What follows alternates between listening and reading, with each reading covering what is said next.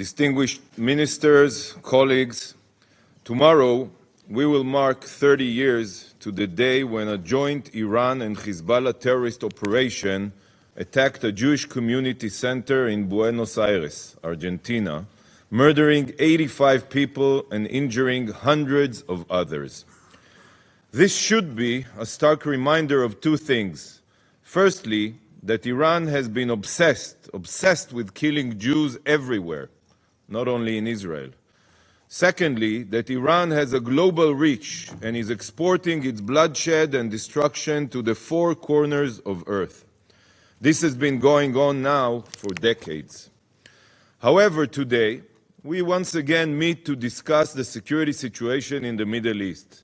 But again, instead of focusing on the root of the problem, the Council will focus on a symptom and not the cause. It is the same old discussion which brings us no closer to peace or security, not for Israel, not for the Palestinians, and not for the region. The true reason for the destruction, devastation, and bloodshed is apparently never to be named and addressed here. It is there for all to see, but there is seemingly a willful blindness here to name its name. This Council regularly ignores it. We also heard it today from the chef de cabinet, preferring to focus on Israel. It's always easier.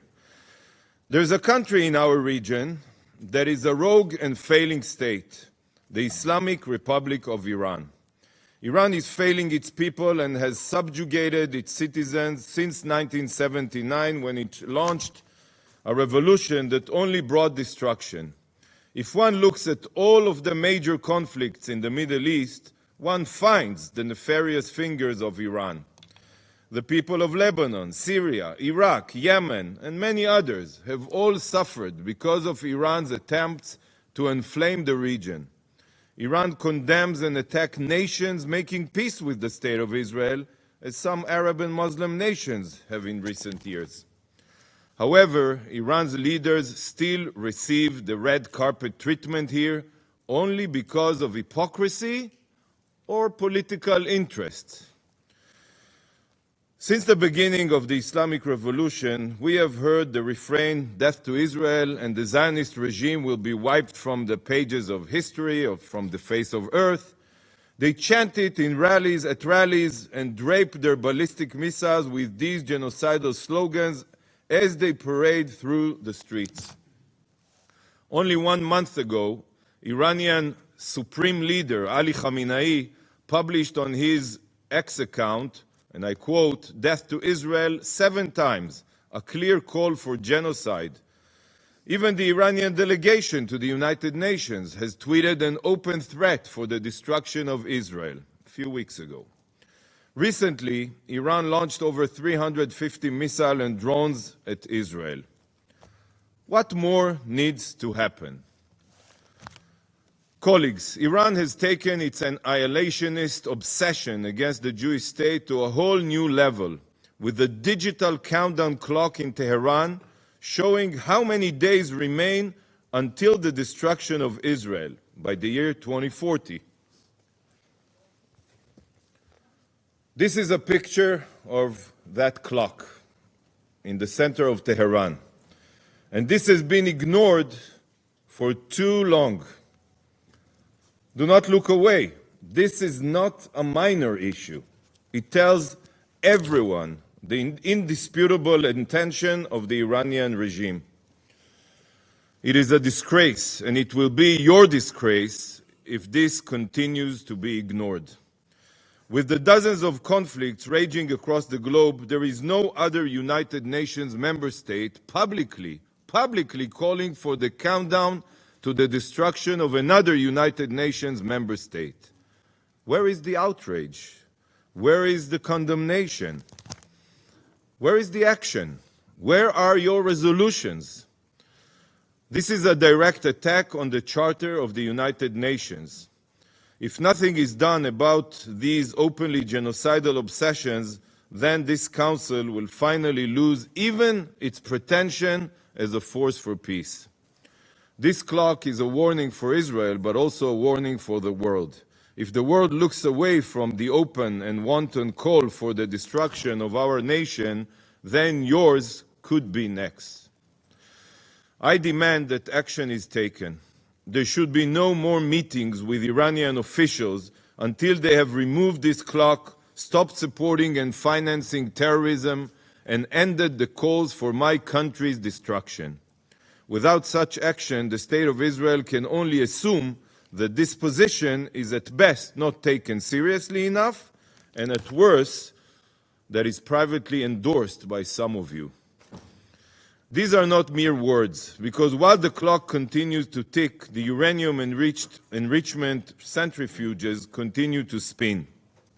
In April, the head of the International Atomic Energy Agency said that Iran is weeks away from having enough enriched uranium to develop a nuclear bomb.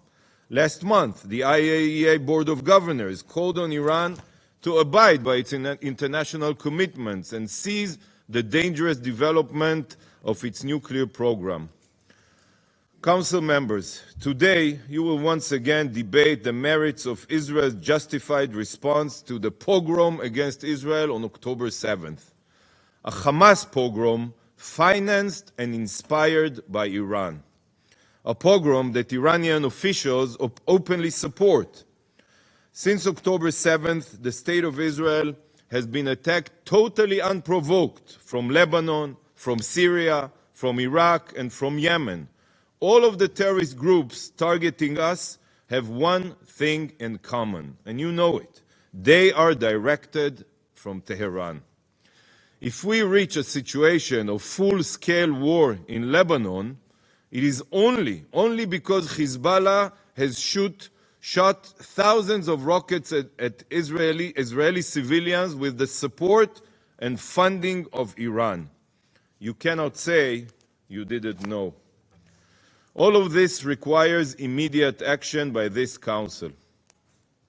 Colleagues, the Islamic Republic of Iran is not just an Israel or a regional problem.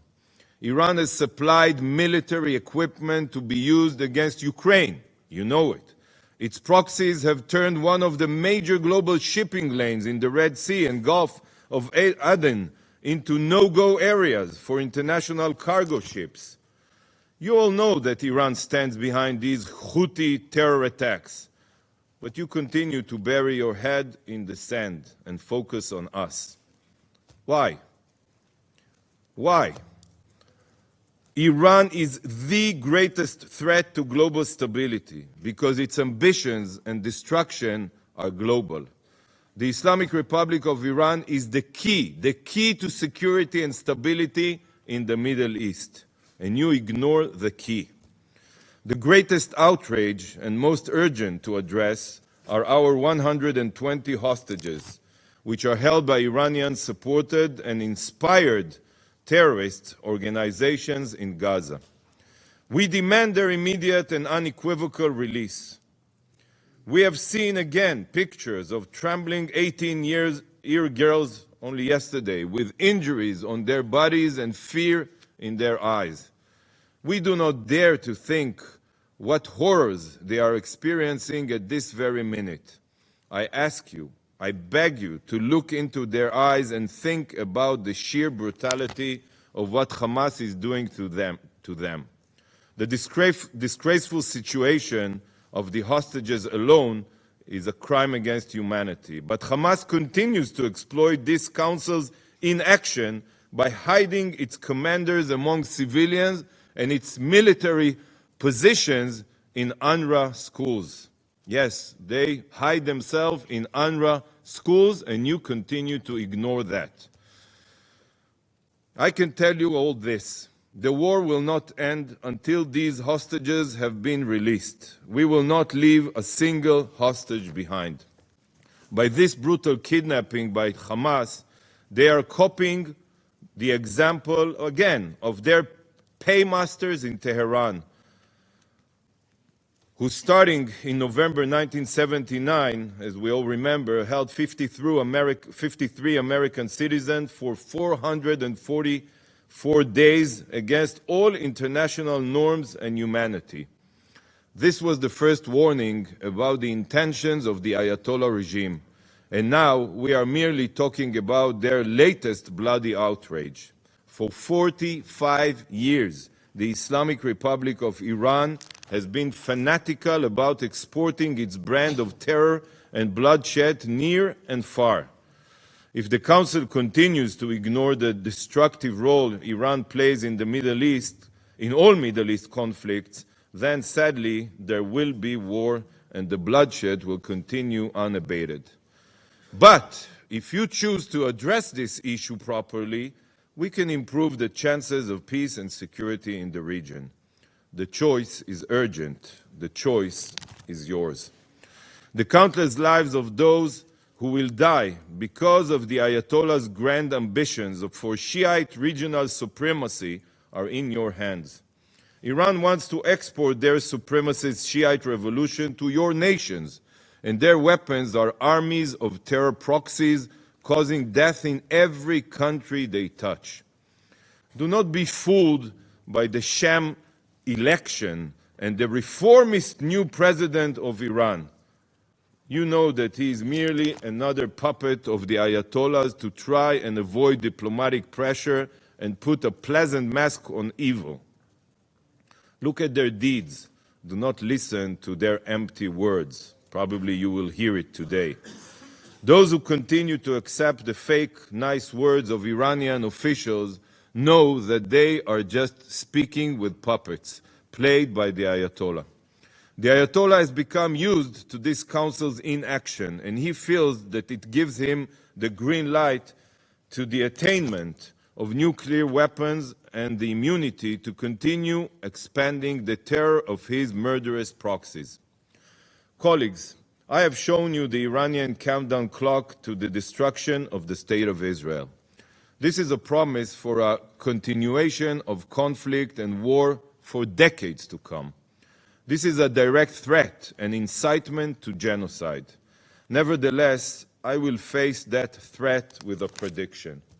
If the Ayatollah regime in the Islamic Republic of Iran continues to threaten the region, intimidate and support its own people, attack its neighbors, and spill blood across the globe, it will find that its days are numbered.